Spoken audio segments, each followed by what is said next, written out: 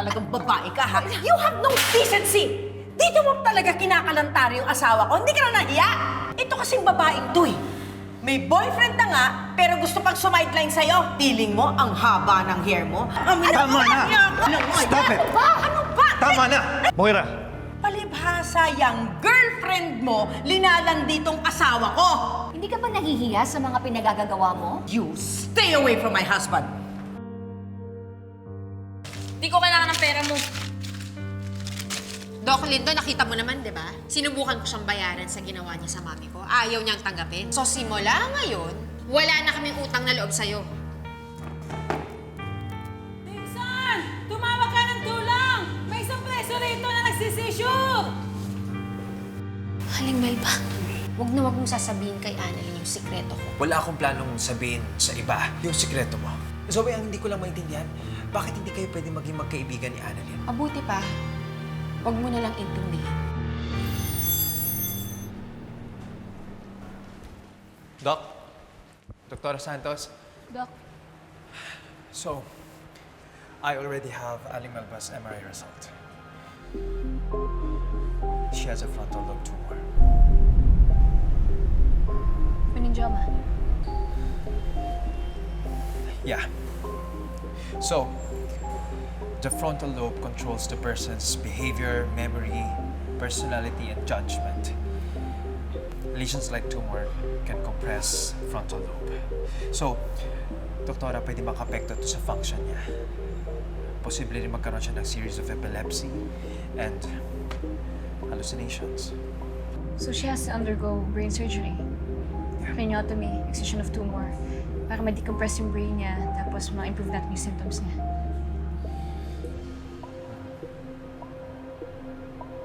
Okay, thank you, Doc. Hey, how are you? Alam, nakakatawa kayong dalawa ni Zoe.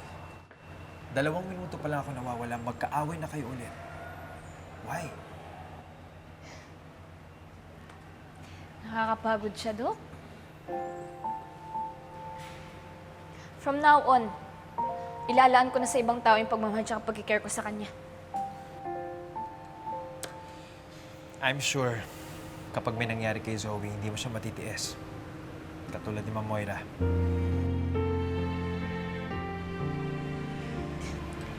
Basta, Doc, okay na rin to. Okay itong magkalayo kami, di kami mag-usap. Para tahimik din yung mga buhay namin. Yeah. Doc, check ko lang si Nay Melba. Thank you, Doc. Okay.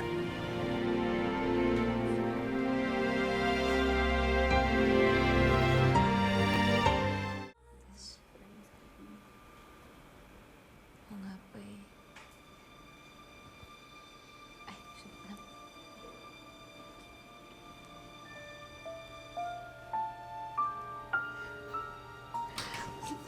Nay Melba? Nay Melba? Asan ako? Nay? Asan ako? Anong ginagawa ko rito? Nay Melba? Safe po kayo, okay? Nandito po kayo sa East Ridge Hospital. Dinala po namin kayo dito kasi nag-seizure po kayo nun sa presinto. Okay lang po ba kayo? Ikukulong pa rin ba nila ako pag lumabas ako rito? Inaayos po kasi namin na Melba. Mukhang naapektuhan po kasi ng kondisyon po ninyo yung pag-iisip mo kaya may mga nagawa po kayong hindi po maganda. Kondisyon? Anong kondisyon ko? Ay, Melba, meron po kasi kayong meningioma. Kinukompress po nito yung frontal lobe po ng utak ninyo. Ibig sabihin po nun, may tumor ka po sa utak.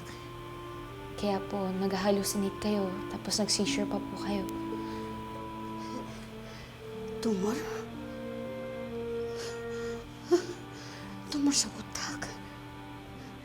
Sino nagsabi niyan? Huwag kang maniniwala sa mga doktor.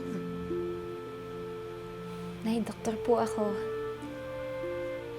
At bilang doktor po, kailangan ko din pong sabihin sa'yo na kailangan po namin kayong operahan para matanggal po yung tumor niyo po sa utak. At kailangan din po namin ma-inform po yung pamilya po ninyo.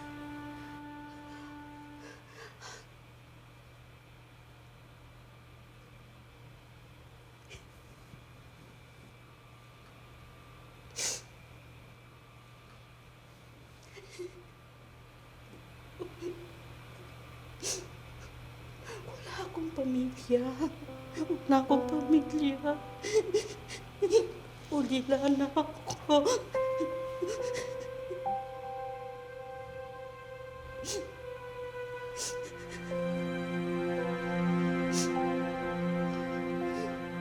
Ay, yung anak po ninyo, meron po ba kayong number po niya para makontak po namin? Wala. Matagal na ako kinalimutan ng anak ko. Hindi niya na ako babalikan. Kinalimutan na niya akong tuluyan.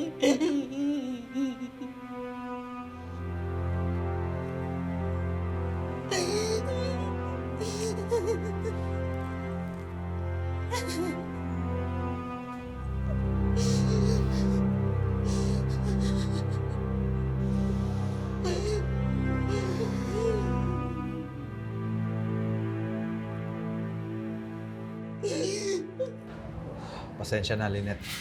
Pati sa'yo, Carlos. Dahil nagulo kayo. Yung hospital nyo, dahil kay Moira at saka dahil sa akin, gusto ko lang naman bumawi sa anak ko. RJ, huwag mong idamay yung sarili mo sa kasalanan ng asawa mo. Si Moira lang naman ang nag-iisip ng masama. Kakausapin ko yung head and security para hindi na makabalik dito sa Moira. Unless siya mismo ang pasyente. Safe itong East Ridge, RJ, kung kailangan niyo mag-usap at magkita ni Lynette. Same time. I'll just take this call. Basta para sa anak niyo, kay Annalyn. Welcome dito, RJ. Maraming salamat, Doc Carlos, for providing us a safe space para makapag-usap kami ni Lynette about Annalyn. Thank you.